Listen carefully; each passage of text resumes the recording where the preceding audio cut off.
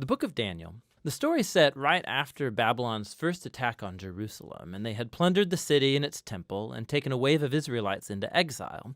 Among them were 4 men from the royal family of David: Daniel, who's later named Belteshazzar, and his 3 friends who you probably know by their Babylonian names, Shadrach, Meshach, and Abednego. This book tells of their struggles to maintain hope in the land of their conquerors.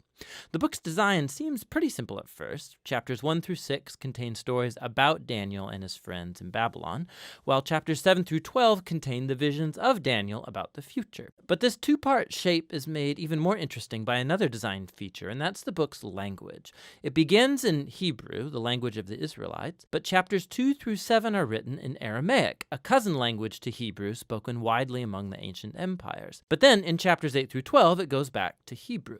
This design shows how chapters 2 through 7 are a coherent section, but it also highlights the importance of chapters 2 and 7 for understanding the later chapters of the book.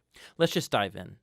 Chapter 1 introduces the basic tension of the first half of the book. Daniel and his friends, they're really wise and capable, and they're recruited to serve in the royal palace of Babylon. But they're pressured to give up their Jewish identity by living and eating like Babylonians and violating the Jewish food laws found in the Torah. So they refuse, and they choose faithfulness to the Torah, and it puts them in danger. But God delivers them, and they end up being elevated by the king of Babylon.